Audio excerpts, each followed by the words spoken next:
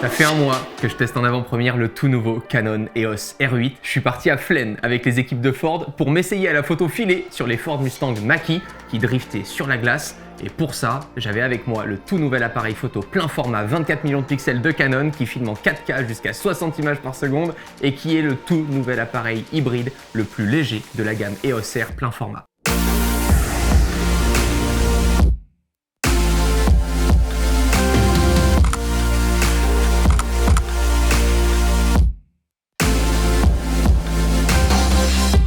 Moi, c'est Romain Lannéry. Je teste tout ce qui s'allume et qui s'éteint depuis plus de 10 ans sur YouTube, mais j'ai surtout démarré ma chaîne en parlant de mon premier appareil photo, le Canon EOS 1000D. Ça date. Je suis créateur de contenu et je ne fais pas cette vidéo pour vous lister tous les détails du nouveau Canon EOS R8, mais plutôt pour vous partager les caractéristiques que j'ai adorées sur ce nouveau produit. Ça faisait 3 jours que j'avais cet EOS R8 en main quand je suis parti à Flaine pour tester la Ford Mustang Mach-E en conduite sur glace. Il me fallait un appareil léger, connecté et taillé pour faire de la photo. Je tenais à mes beaux clichés avec des effets filés. Le Canon EOS R8 est pour moi le premier appareil que je ne peux ni appeler caméra ni appeler appareil photo car il fait excellemment bien les deux. C'est un appareil hybride de 24,2 millions de pixels qui monte jusqu'à 102 400 ISO et qui tient une cadence en rafale de 40 images par seconde en obturation électronique et 6 en obturation mécanique. On a aussi accès à plus de 30 optiques RF et RFS et même au parc EF et EFS avec une bague d'adaptation. On peut filmer en 4K jusqu'à 60 images par seconde tout en ayant un suréchantillonnage vidéo grâce au plein format depuis la 6K vers de la 4K. Cette vidéo est enregistrée avec le Canon EOS R8. Avec le 24-50 mm RF fourni dans son kit de base et ses 24,2 millions de pixels, je n'ai qu'à shooter et je m'occuperai du recadrage plus tard. J'ai sélectionné le suivi qui reconnaît les véhicules, j'ai baissé ma vitesse d'obturation à 1 centième, j'ai laissé l'ISO en automatique avec pour sensibilité maximum 12800 et me voilà parti pour faire de la photo filée à main levée sans même vérifier mon cadrage dans l'œil.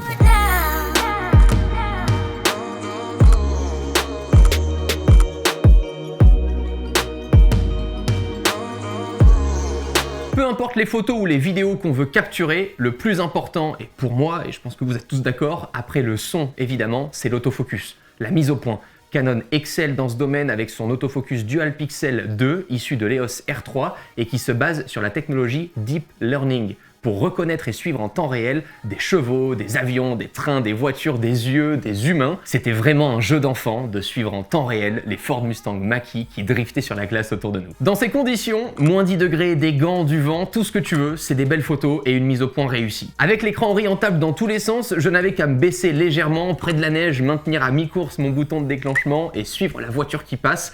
Le résultat est juste dingue. Autre subtilité, et comme sur notre iPhone avec le mode Live, une fonction de préenregistrement de 3 à 5 secondes en vidéo est possible. En photo, on peut utiliser la fonction en mode rafale RAW pour préenregistrer 0,5 secondes d'acquisition de vue en continu avant la pression sur le déclencheur. Les images sont préenregistrées sous la forme d'une séquence à partir de laquelle on pourra extraire la meilleure prise depuis ce préenregistrement. C'est ouf d'avoir ça aujourd'hui sur un appareil. Pendant le road trip, on s'est essayé aussi à quelques photos portraits dans l'hôtel avec Quentin Cugnot qui m'accompagnait. Je vous laisse juger le résultat et à un moment, j'oublie presque que j'ai un hybride dans les mains. J'ai pris le même plaisir à shooter qu'avec un réflexe comme le 1DX Mark II que j'utilise depuis maintenant plus de 5 ans en photo. L'ergonomie du produit est bonne, j'ai une vraie prise en main qui ne m'empêche pas de manipuler l'appareil avec une seule main pour tenir par exemple un accessoire dans l'autre avec l'écran tactile. En plus de ça, c'est toujours pratique quand on demande gentiment à une personne de nous prendre en photo. C'est facile et rassurant de se dire que j'appuie sur l'écran, ça fait la mise au point et ça déclenche automatiquement. Dans la gamme EOS R, cet EOS R8 se place juste en dessous du Canon EOS R6 Mark II qui lui a un capteur stabilisé et qui filme jusqu'en 6K RAW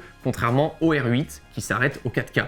Avec toujours le suréchantillonnage comme vu au début. Maintenant, et comparé au R7 dans la gamme, cela dépendra de votre amour pour les capteurs plein format. Perso, j'ai toujours préféré les pleins formats car j'ai de gros besoins vidéo à main levée au grand angle pour filmer des vlogs ou encore relier mon appareil à mon PC en tant que webcam principale pour mes live Twitch et ça m'aide notamment au vu du recul que j'ai grâce au plein format versus le crop évidemment sur un APS-C. Pour moi, ce R8 c'est vraiment le parfait appareil sans faire de compromis, 414 grammes avec la batterie, on l'oublie presque, super ergonomique comme pour la caméra R5C avec ses molettes séparées pour la vidéo, la photo, pour les différents modes aussi de prise de vue, l'autofocus Dual Pixel 2, le plus abouti chez Canon aujourd'hui, une griffe flash qui peut maintenant aussi accueillir de nouveaux accessoires pour communiquer directement avec des microphones sans avoir à les relier à une prise jack, et évidemment la connectivité avec de l'USB-C, du Bluetooth 4.2, du Wi-Fi 2,4 GHz, mais surtout la possibilité de connecter rapidement son iPhone à l'appareil grâce au MFI ou Android avec l'application Camera Connect. Pour les fans de vidéo, sachez qu'il n'y a plus de limite d'enregistrement. Terminé l'histoire des 30 minutes à cause des taxes européennes pour les caméras, notre seule limite, la capacité d'enregistrement de notre carte SD. C'est vraiment l'appareil killer pour m'accompagner en week-end pour faire de la photo, en semaine pour filmer nos vidéos et en soirée pour équiper mon setup Twitch autour d'un verre de jus de pomme. Je me suis posé la question pendant un mois, pourquoi cet appareil plutôt qu'un R6 qui filme en 6 carreaux et qui a un capteur stabilisé? Premièrement, le prix.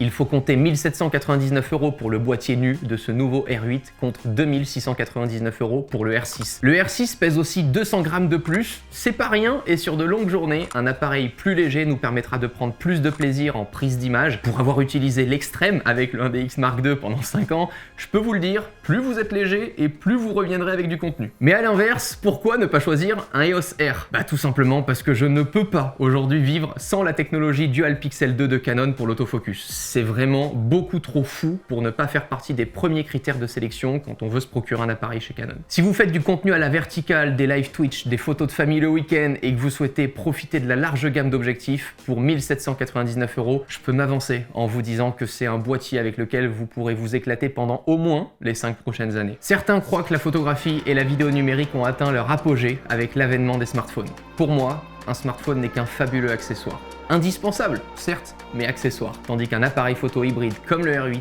est un outil principal pour de la véritable création de contenu. Merci à Canon pour leur confiance, c'était Romain, ciao tout le monde.